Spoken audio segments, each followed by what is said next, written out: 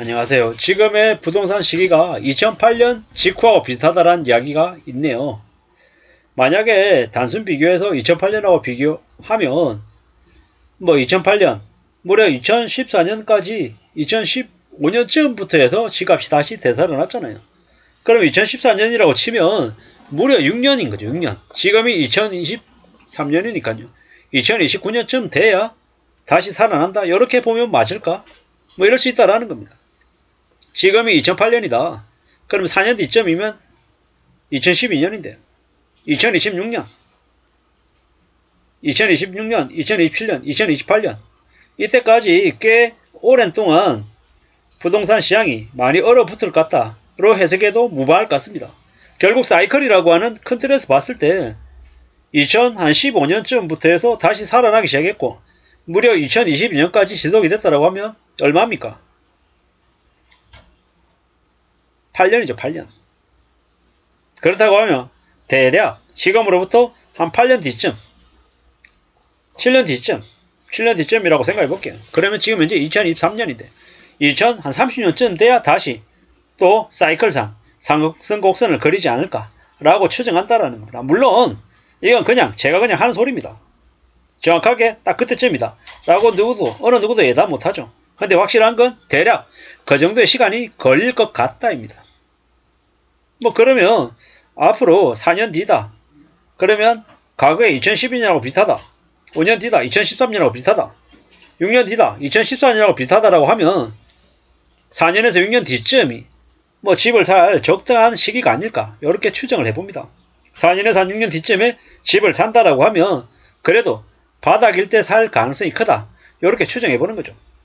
지금 당장은 맞다 틀리다? 지금은 안 사는 게 좋겠다. 라는 말씀을 좀 드리고 싶은 거고요.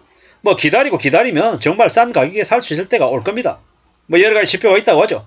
서울 기준의 주택구입 부담 지수, 그리고 미분양 물량, 전세가 월세, 매매가 대비 전세가율, 서울 기준 어느 정도일까?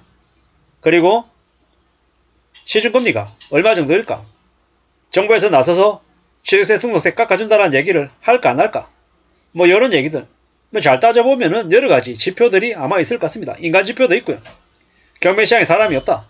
부동산은 더 이상 투기의 수단이 못 된다. 이런 얘기할 때 그때가 집을 살 시기라고 하죠. 지금은 계속 조정장이기 때문에 살까 말까 고민하는 것보다 지켜보는 게 좋겠다라는 말씀을 계속 드립니다. 지금 말고 4년 뒤에, 5년 뒤에, 6년 뒤에 집을 사면 어떻게 된다? 지금 가격의 절반가량에 살 수 있다라고 감히 말씀드립니다. 선언적인 의미다라고 봐주시면 좋겠습니다. 절반이라 그래서 주변에 그러면 15억짜리 집은 7억 5천에 사야 된다. 8억에 사면 안 된다. 딱 그렇게 얘기하는 건 아니라는 거죠. 대체로 그렇다라고 보는 거죠. 2015년 가격으로 내려간다. 그러면 지금의 가격에 15억 하던 집이 5억이 될 수도 있고 6억이 될 수도 있고 7억이 될 수도 있다라는 겁니다. 근데 확실한 건 뭐다? 지금의 15억이 많이 높은 가격이다라는 거죠. 시간을 두고 보면 나중에 감당 못하고 못 버티는 사람 위주로 제일 먼저 부동산을 내놓게 돼 있다라는 겁니다. 부동산만 내놓냐고요? 아니죠. 그림도 내놓고 기념품도 내놓고 각종 돈 될 만한 것들은 계속 내놓을 거다라고 보면 맞을 것 같습니다. 지금 금값이 미친듯이 올라가고 있다고 하죠. 사람들이 많이 장롱에 있는 금을 끄집어 내놓는다고 하죠. 왜겠습니까? 당장 쓸 돈 없으니까 뭐라도 끄집어 내가지고 쓰겠다라고 그러는 거죠. 반대로 생각해보면 여력이 되는 사람들은 지금 금을 사든 아니면 싼 값에 그림을 모으든 원하는 것들을 하나씩 둘씩 가지면 괜찮겠다라는 겁니다. 물론 지금 당장 하라는 건 절대 아니고요. 4년 뒤에, 5년 뒤에, 6년 뒤에 하면 좋겠다라는 겁니다. 4년에서 한 6년 뒤쯤을 보고 뭔가를 하겠다라고 마음먹으면 그래도 좀 긴 안목에서 하는 거기 때문에 성급하게 서두르면서 판단하진 않을 거다라고 보는 겁니다. 싸게 사면 좋다라는 겁니다. 싸게 사면. 싸게 사는 것만큼 현명한 결정은 없다라는 거죠. 싸게 사면 여력 있게 움직일 수 있다라는 겁니다. 누가 그러더라고요.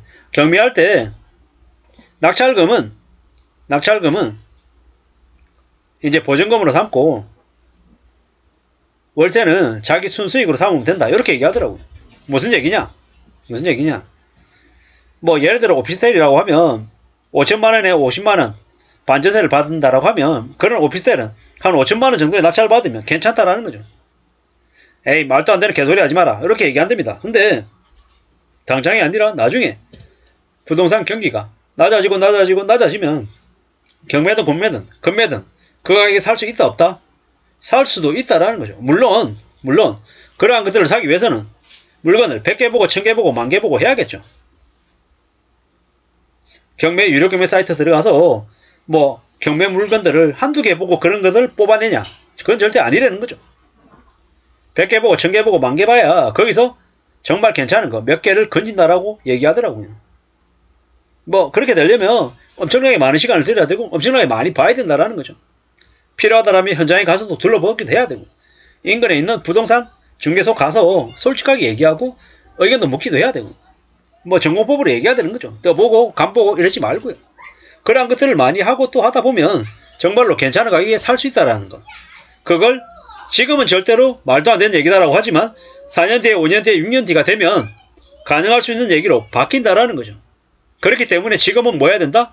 천천히 조심조심해서 돈 모으고 기다리면서 두고 봐야 된다라는 거죠. 주변 상황이 어떨지 관찰하고 느끼고 판단하고 하면서 지내면 좋겠다라는 겁니다. 그렇게 지내야 삶이 좀 나아지지 않겠냐라는 겁니다. 절대로 서두르는 건 금물이다. 기다리고 또 기다리고 원하는 자기가 바라는 시기가 올 때까지 잘 기다리는 게 최고다 라는 말씀을 좀 드리고 싶었습니다. 그렇게 해야 좀 더 괜찮아지지 않겠습니까? 나아지지 않겠습니까? 산다라는 게 언제든지 괜찮아질 수 있겠다라는 겁니다.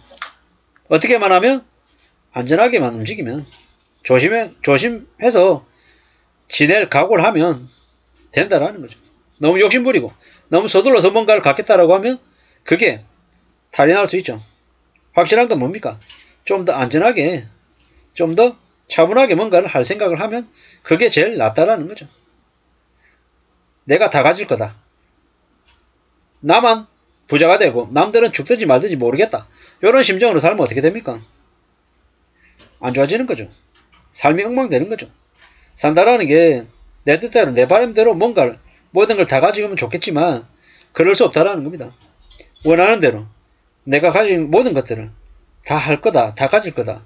이런 생각 말고 좀 더 착실하게 좀 더 안전하게 하나씩 둘씩 뭔가를 만들어 나갈 그런 공리를 하면 좋겠습니다. 그래야 될 것 같습니다. 뭐든지 금방 이루고 금방 갖겠다. 이런 생각 말고 오랫동안 두고 보고 평생을 갖춰 나가겠다. 평생을 일궈내겠다. 그런 마음으로 살면 좋지 않겠냐라는 겁니다. 무리하게 욕심부리고 무리하게 탐욕을 부리면 안 될 것 같다라는 생각을 해봅니다. 그보다는 뭐다? 좀 안전하게 착실하게 살 공리를 해야 되겠습니다. 그게 우리의 삶을 잘 지켜주는 큰 길이 될 것 같습니다. 제가 두서없이 우왕좌왕하면서 말씀을 많이 드렸는데 아무쪼록 우리의 삶이 좀 더 괜찮아지기를 바랍니다. 감사합니다.